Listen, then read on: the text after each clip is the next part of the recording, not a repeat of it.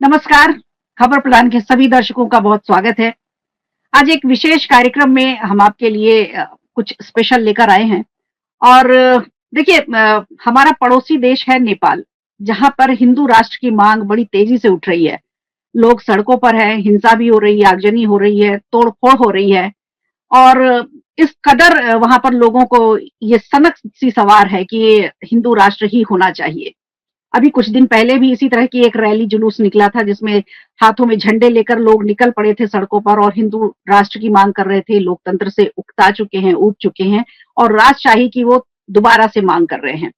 तो अब समझ में ये आ रहा है कि अभी कुछ बहुत ज्यादा समय नहीं हुआ है, मात्र 17 साल हुए हैं लोकतंत्र की बहाली को। उसके पहले वहां राजशाही ही होती थी, लेकिन अचानक से 17 साल बाद लोगों को वहां क्यों फिर से राजशाही की जरूरत पड़ी, क्यों लोकतंत्र उनको पसंद नहीं आया, उसकी पद्धति पसंद नहीं आई, उसकी प्रक्रिया पसंद नहीं आई और इस बहाली के पीछे, हिंदू राष्ट्र बनाने के पीछे की सच्चाई क्या है?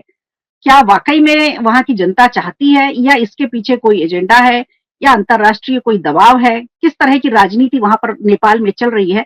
नेपाल की धरती से हम आपको सीधे मुलाकात करवाते हैं। हमारे साथ जुड़ेंगे वहां के सीनियर जर्नलिस्ट वीरगंज से राजेंद्र सिंह जी। जी नमस्कार, नमस्कार, धन्यवाद संगीता मैम। नमस्कार, बहुत स्वागत है आपका हमारे कार्यक्रम में राजेंद्र जी। बहुत बहुत शुक्रिया आपको संगीता मैम। सबसे पहले तो मैं यही जानना चाहूंगी कि अभी जो इस तरह के हालात बने हैं नेपाल में, नेपाल की धरती से इस तरह की तस्वीरें हमें देखने को मिल रही हैं कि आगजनी हो रही है, लोग सड़कों पर हैं, हिंसा हो रही है, मारधाड़ चल रही है, तोड़-फोड़ चल रही है। अभी कुछ दिन पहले भी इसी तरह से हालात बने थे, लोग सड़कों पर जुलूस लेकर निकले थे। तो अभी जी ये अचानक से इस तरह का माहौल कैसे बन गया? अचानक से ये माहौल नहीं बना है। ये क्या हो गया कि 1.5 दशक से ज्यादा समय से जनता को देखने को मिला। ये जो लोकतंत्र है, लोकतंत्र में 3 तरह की सरकार आई और संघीय सरकार बोले, केंद्र में जो है राजधानी काठमांडू से नियंत्रित एक सरकार है, केंद्र सरकार।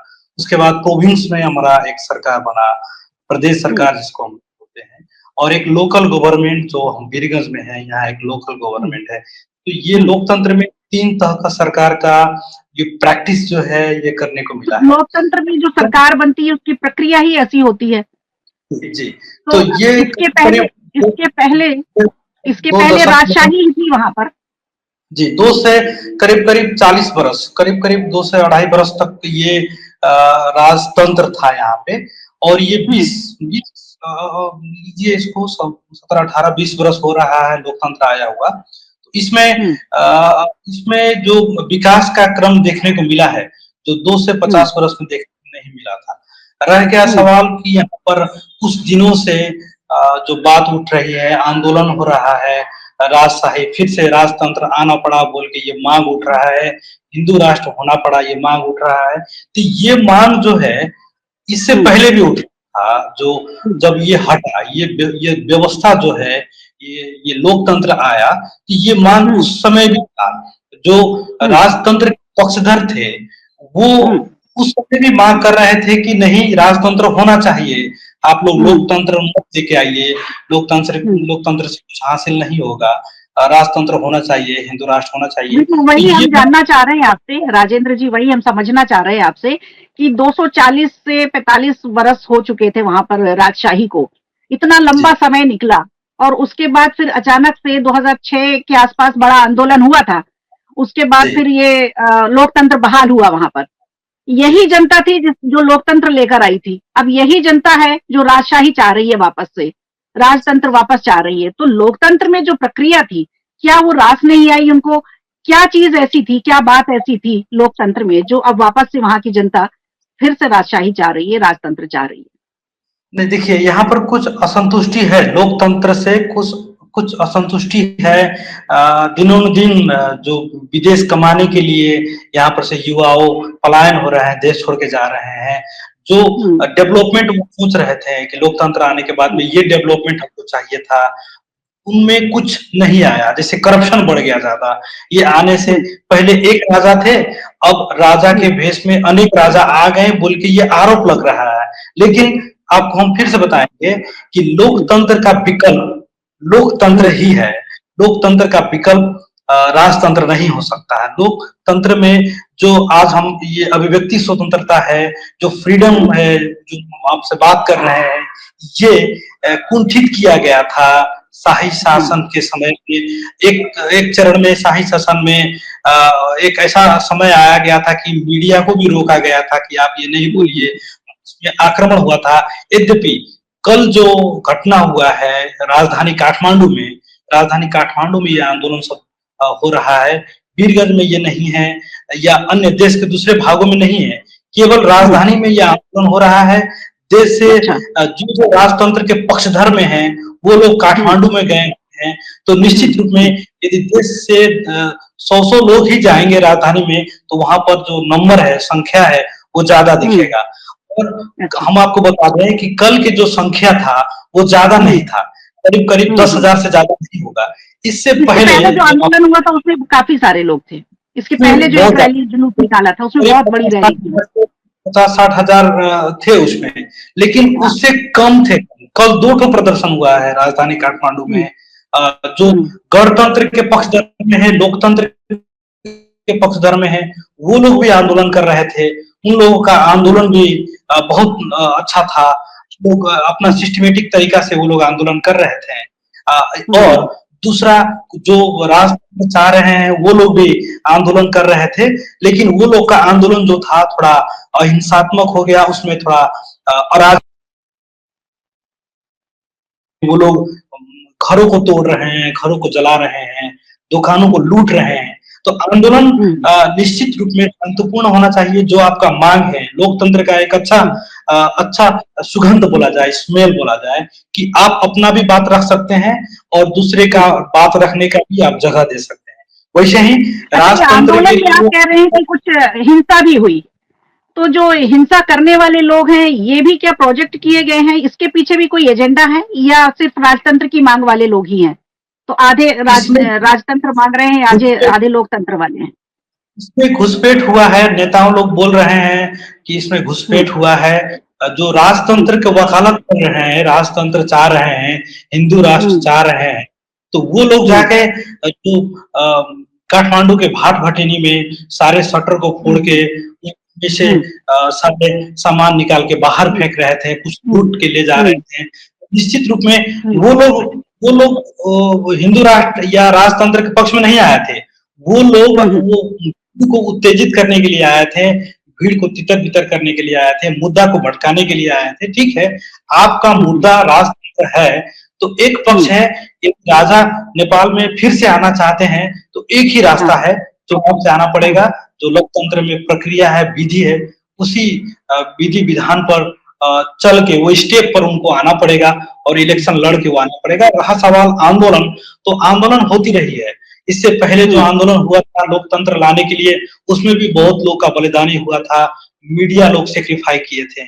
आज हम्म, जो चीज हम लोग लेके आए हैं, जो 20 वर्ष में जो विकास हुआ है, वो अच्छा हम्म, देखने को मिला है। यद्यपि हम हम्म। फिर से बोलेंगे मतलब कि आपके कुछ कहने का मतलब लोग कि लोकतंत्र में अभिव्यक्ति की आजादी है, राजतंत्र आ जाएगा, राजशाही आ जाएगी तो ये आजादी मीडिया की कम से कम खत्म हो जाएगी, ऐसा? खत्म हो जाएगी। और और इससे पहले जो जो व्यवहार हुआ है आम जनता पर, हम्म, वो भी हम्म, बाहर आपको दिखाएंगे। आप यदि इससे पहले जिस तरह कुंठित किया जाता है, यदि आप उसके विरोध में बोलेंगे तो आपको नजरबंद किया जाता था, आप पर कार्रवाई किया जाता था, वो सब भी है। हम्म, यद्यपि हम्म, राजतंत्र में निरंकुशता जो था वो ज्यादा था, इसीलिए पूरा नेपाल में आंदोलन हुआ और राजतंत्र को हटाया गया, लोकतंत्र लाया गया। हम्म, और ये दो दो हम्म। चार दिन से आंदोलन चल रहा है, कुछ दिन से आंदोलन चल रहा है। इससे पहले भी वो लोग वही मांग करते थे, अभी भी वो लोग वही मांग कर रहे हैं। अच्छा, एक बात और समझाइए, थोड़ा बताइए कि ये तो हो गई लोकतंत्र की और राजतंत्र की मांग, आपस में जो टकराहट हो रही है समर्थकों की, लेकिन हिंदू राष्ट्र की भी मांग बीच में है और वो जी। इसी से जुड़ी हुई है। 85% जनता वहां की हिंदू है। तो ये लोकतंत्र और राजतंत्र के बीच में हिंदू राष्ट्र की मांग जो निकल कर आ रही है और उसके लिए इतना जबरदस्त तरीके से मांग हो रही है, ये क्या चीज है? ना, हिंदू राष्ट्र के लिए इसमें कोई दुविधा नहीं है। यहाँ पर हम्म, जो शक्ति पीठ है, यहाँ पर पूजा अर्चना करने के लिए यहाँ पर किसी को रुकावट नहीं है। आप यदि अपना हिंदू राष्ट्र के लिए वकालत कर रहे हैं, तो अन्य जो धर्म मानने वालों हैं, उन लोगों को भी सम्मान करना उतना ही ज़रूरी है। यही हुँ, लोकतंत्र का, गणतंत्र का सुंदरता है। आप हुँ, अपना धर्म को पालना करते हुए ही दूसरों का धर्म को भी आपको सम्मान करना है। यही अच्छा हुँ, लोकतंत्र है। तो इसमें अ, हम लोग को हिंदू राष्ट्र के लिए अभी तक हम लोग को हिंदुत्व के लिए कोई किसी ने रोका भी नहीं है। आपको कोई काम करने के लिए कोई कहीं से बाधा भी नहीं आया है, ना कहीं हम लोग दूसरे धर्म वालों को भी बाधा किए हैं। तो यद्यपि ये बात तो उठते आ रहा है, हम फिर से जोड़ेंगे। इससे पहले भी हुँ, ये बात उठता था, राजा को लोग भगवान मान के पूजते थे और एक हुँ, तरफा व्यवस्था दिखाया जाता था कि ये हुँ, राजा हैं, ये ईश्वर हैं, इनको पूजा जाता है। इसके अलावा जो भगवान के रूप में हमारे काठमांडू में है पशुपतिनाथ, उनको भी तो पूजा हुँ, जाता है ना। उसके बिल्कुल। अलावा शंभुनाथ को भी पूजा जाता है। उसके अलावा अनेक शक्तिपीठ सब है नेपाल में। हुँ, वहां पर पूजा हुँ, अर्चना करने के लिए आपको तो कोई नहीं रुका है। आप यदि दूसरे देश में, यदि भारत में भी आप जा रहे हैं तीर्थ यात्रा के लिए, उसमें भी आपको कोई नहीं रोक रहा है। तो खतरा क्या है? हुँ, हिंदू राष्ट्र आ जाए अच्छा है। लोकतंत्र हुँ, में अभी तक हिंदुत्व को मामला को लेकर कहीं पर कुछ खतरा नहीं आया हुआ है, हुँ। ना कि दूसरे धर्म को भी कुछ खतरा हुआ है। इसका मतलब ये हुआ कि राजतंत्र से हिंदू राष्ट्र जुड़ा हुआ है। इसलिए मांग हो रही है कि राजतंत्र की, ताकि हिंदू राष्ट्र बन जाए, जी, और बिल्कुल, लोकतंत्र बिल्कुल, में ये हिंदू राष्ट्र नहीं बन पाएगा। नहीं बन पाएगा। अच्छा, ज़ाहिर-सी बात है। प्रचंड कमल दहल और ज्ञानेंद्र शाह राजा जो हैं वहाँ के, उनके बीच भी आपसी टकराहट सामने आ रही है। उनके बीच की रंजिश भी है क्या इस आंदोलन के पीछे? देखिए, पुष्प कमल दहाल प्रचंड वो हुँ, माओवादी के एक लीडर हैं, हमारे पूर्व प्रधानमंत्री भी है, एक्स प्राइम हाँ, मिनिस्टर भी हैं और वो हुँ, गणतंत्र लाने के लिए उनका बहुत ज़्यादा ही महत्वपूर्ण भूमिका है। हुँ, देखिए, हुँ, वो हुँ, कार लेके करीब-करीब 2 दशक वो लोग बाहर रहे थे, जंगल में रहे थे और लोकतंत्र लाने के लिए वो लोग हथियार उठाए थे। वो हथियार को हुँ, एक एक पीस कॉन्फ्रेंस करके वो हथियार को हुँ, टाला गया और गणतंत्र को स्वीकारा गया। इसमें ज़ाहिर-सी बात है, जो जो व्यक्ति हथियार उठाया है, जिस व्यक्ति के लिए, उससे कुछ हुँ, भी समझौता वो लोग नहीं कर सकते हैं। राजा हुँ, के विरुद्ध में वो लोग हथियार उठाए थे, वेपन्स उठाए हुँ, थे और हुँ, बाद में वो सरेंडर हुआ और देश में गणतंत्र आया और वो बार-बार हुँ, नेपाल के प्रधानमंत्री हुए। तो इससे ये हुँ, देखा जाता है कि जिस व्यवस्था के चेंज के लिए, परिवर्तन के लिए वो हुँ, हथियार उठाए थे, वो राजा से फिर से हुँ, जाके हाथ नहीं मिला सकते हैं। कल ही वो उनके खुल के विरोध किए हैं। यदि अच्छा, वो देश में आना चाहते हैं, जनता का हुँ, उनमें मान-सम्मान है, जनता का समर्थन है, तो इलेक्शन की तरफ से आइए, नहीं तो हुँ। उनको जेल में डाला जाएगा बोल के पुष्प कमल दाहाल प्रचंड कल शाम को अभिव्यक्ति दिए हैं। राजा को अब प्रिजन में भी डाला जाएगा। राजा का जो-जो सुविधा राज्य से मिल रहा है, सुनने उसका में आ रहा कहीं है कि उनको नजरबंद किया गया है, ज्ञानेंद्र शाह जी को। राजा हैं जो हाँ, वहाँ के, उनको बहुत नजरबंद किया गया है, ऐसा सुनने में आ रहा है। नहीं, नज़रबंद अभी नहीं किया गया है। हुँ, जो ये आंदोलन जो हिंसात्मक हुआ है, इसका हाँ, ज़िम्मेवार कौन होगा? कल करीब-करीब 3 आदमी का मौत हो गया है। एक जर्नलिस्ट गए हैं, एक आदमी को हुँ, गोली लगा है और हताहत की खबर है। इसका हुँ, हुँ, रिस्पॉन्सिबिलिटी कौन लेगा? जो हुँ, व्यक्ति, जो संगठन, जो संस्था ये आंदोलन को अगुवाई कर हुँ, रहा है, आगे लेके आ रहा है, उसी को लेना हुँ, पड़ेगा। राजा हुँ, की निर्देशन में सब कोई सड़क में आए हैं। वो हुँ, इससे पहले एक अभिव्यक्ति दिए थे कि अब समय आ चुका है, आप लोग हुँ, आइए और हम मदद कीजिए। उनके हुँ, ये अभिव्यक्ति से, उनके ये आवाज़ से सड़क पर आए हैं, तो निश्चित रूप में जो ये हताहती हुआ है, जो आदमी डेथ हुँ, हुए हैं, इसका ज़िम्मेवारी कौन लेगा? कोई तो हुँ, रिस्पॉन्सिबिलिटी होना पड़ेगा और हुँ, इसमें अब रहने का जो सुविधा है, जैसे वो विदेश का राहदानी है, वो राहदानी खारिज करने के लिए भी अब प्रस्ताव सब लगा है और उनको हुँ, कड़ा सुरक्षा दिया गया है उनके घर के बाहर। यद्यपि नज़रबंद नहीं किया गया है उनको, लेकिन उनकी अच्छा, बाकी जो सुविधा है, अंगरक्षक की सुविधाएँ हैं, राज्य की अन्य सुविधाएँ हैं, वो सब हुँ, कटौती होगी और उनके हुँ। कारण ये हिंसा भड़क रही है बोल के उन पर ये आरोप, गंभीर आरोप लग रहा है। लेकिन अभी समर्थक उनके बहुत हैं नेपाल में। जिस तरह से उन्होंने रैली की और एयरपोर्ट में उनके साथ जैसे ही वो प्लेन से उतरते हैं और इतनी भीड़ पहुँच जाती है, उसे देख के लगा कि अभी भी उनके समर्थक वहाँ पर बहुत हैं और सब उन्हें पसंद भी करते हैं।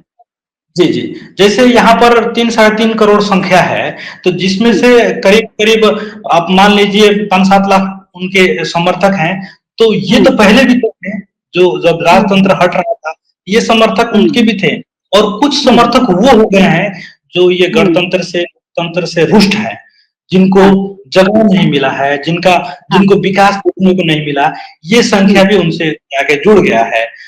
हुँ, हुँ, जिन नौकरी नहीं मिला, बेरोजगार ज़्यादा हो गया, वो लोग विदेश जा रहे हुँ, हैं, उनके घर परिवार हुँ, उनके समर्थन में जाके जुट गए और इसमें हुँ, एक हुँ, और मुख्य एजेंट हीरो के रूप में आ रहे हैं दुर्गा प्रसाई, आप नाम सुने होंगे। अच्छा, हुँ, मेडिकल व्यवसायी है वो और वो हुँ, बहुत ज़्यादा लोन ले चुके हैं राज्य से, हुँ, बैंक से हुँ, और करप्ट हो चुके हैं, दिवालिया उनका निकल चुका है। तो ये आंदोलन कर रहे हैं कि जो लोन लिया हुआ है, उनका लोन माफ होगा। तो ये सब सुन के भी लोग सड़क में आ रहे हैं, चलिए हम 20-25 लाख लोन लिए हैं तो मेरा लोन माफ हो जाएगा। हुँ, ये सुन के भी हुँ, लोग अफ़वाह में पड़ के सड़क पर आ रहे हैं। हुँ, ये संख्या कुछ ऐसा बढ़ रहा है, लेकिन हुँ, हुँ, आज राजधानी काठमांडू शांत है। कल शाम को हुँ, कर्फ्यू जारी हुआ था, उसके हाँ, बाद कर्फ्यू हटाया गया। कर्फ्यू हटने के अच्छा, बाद वो संख्या जो 10,000 जितना आया था काठमांडू में, आज वो हुँ, देखने को नहीं हुँ, मिल रहा है। हुँ, इसका सब मतलब जगह से कर्फ्यू हटा लिया गया, हर हटा जगह दिया से गया है। कर्फ्यू हटा लिया गया। हटा हटा अच्छा, दिया गया है। तो वो भीड़ आज भी दिखना चाहिए था ना रोड पे, तो वो भीड़ तो आज हाँ, नहीं दिखा है। जब संख्या हुँ, ज़्यादा हुँ, है, इससे पहले 40-50 हज़ार जो सड़क पर आए थे, वो हाँ, कल के संख्या में क्यों कम थे? ये एक हुँ। गंभीर प्रश्न भी है। और अच्छा, लोकतंत्र इसमें बहाली जब हुई थी तब ये जनता बहुत खुश थी। लेकिन जी। अभी लोकतंत्र में आने के बाद आपके जो प्रधानमंत्री हैं उसके जब से ये लोकतंत्र आया तब से लगभग 12 प्रधानमंत्री शासन कर चुके हैं और अभी केपी ओली शर्मा जी हैं। इन पर भी जी। लगातार आरोप लग रहे हैं। बड़े-बड़े आरोप लगे हैं, भ्रष्टाचार के भी आरोप लगे हैं। तो क्या इससे भी नाराज़ है जनता वहाँ पर? नहीं, जनता तो देखिए सभी नेताओं से नाराज़ है। जनता हुँ, एक जनता थी जो राजा से नाराज़ थी, तो व्यवस्था हुँ, बदल दिया वो लोग। अब जो ये प्रधानमंत्री के रूप में आ रहे हैं, तो वो हुँ, लोग सेम चेहरा को देख-देख के ऊब चुके हैं। कोई नया हाँ, जैसे यदि राजधानी काठमांडू में आप देखेंगे तो एक नया नेता के रूप में उभर के आ रहे हैं बालेन, हुँ, जिनका चर्चा हुँ, जो है देश-विदेश में हो रहा है। तो एक चेहरा हुँ, जो है, चेहरा बदल के नहीं आया, वही चेहरा कभी केपी शर्मा ओली प्रधानमंत्री बनते हैं, कभी पुष्प कमल दहाल प्रधानमंत्री बनते हैं, कभी शेर बहादुर हुँ, देउवा प्रधानमंत्री बनते हैं, तो हुँ, कभी झलनाथ खनन। हुँ, ऐसे एक ही चेहरा बदल-बदल के आ रहा है। हुँ, तो उससे ऊब गए हैं जनता। वो लोग कुछ हुँ, ड्रास्टिक चेंज महसूस करना चाहते हैं। तो आप हुँ, ऐसे ही तुलना कीजिए, 250 वर्ष में जो चीज़ नहीं हो चुका है, वो 2 दशक में हुँ, कैसा होगा? 10 वर्ष में कैसे हो कैसा होगा? जाएगा? तो हुँ। ये इसके लिए भी लोग ऊब चुके हैं, लेकिन आप हम अब फिर से बोलेंगे। आपका क्या ओपिनियन है इस मामले में कि अगर अब ये लोकतंत्र समाप्त होने के बाद अगर राजतंत्र आता है, तो क्या वहाँ की जनता खुश हो जाएगी? क्या वहाँ की अर्थव्यवस्था सुधर जाएगी? क्या वहाँ लोगों को शांति मिल पाएगी? आपका क्या ओपिनियन है इसमें एज़ अ जर्नलिस्ट? देखिए जर्नलिस्ट एज हम विश्लेषण कर सकते हैं। हाँ, नेपाल में राजतंत्र आने का संभावना अभी नहीं है। किसी अच्छा। भी एंगल से राजतंत्र, हुँ, शाही शासन आने का संभावना अभी नहीं है। हुँ, अ, हुँ, जिस तरह से यदि आप हुँ, घर में आई हैं, जैसे यदि आप गेट खोल के घर में आई हैं, तो गेट से ही आपको फिर से बाहर जाना पड़ेगा, ना कि आप हुँ, खिड़की से आप बाहर नहीं जा सकती हैं।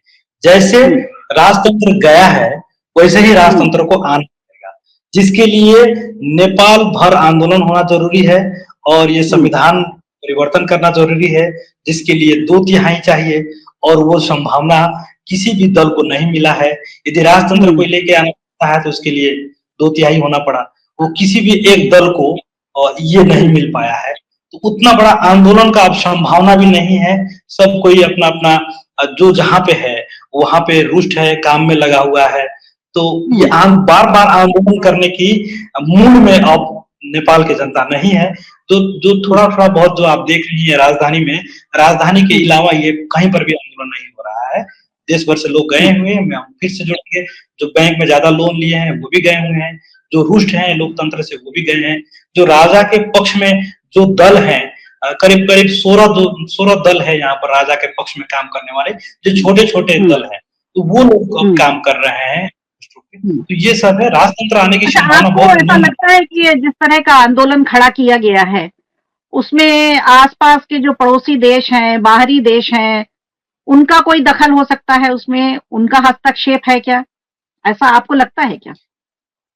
नहीं, आरोप लग रहा है सबसे ज्यादा। जैसे राजा के आंदोलन पिछला समय जब हुआ राजधानी काठमांडू में, तो उस हुँ, आंदोलन में राजा के तस्वीर के साथ में योगी आदित्यनाथ जी का भी तस्वीर लगा हुआ था, जिसको हुँ, लेके भारत का हुँ, समर्थन राजतंत्र लाने में है क्या बोल के हुँ, ये प्रश्नवाचक उठ रहा है। हुँ, लेकिन ऐसा हुँ, नहीं है।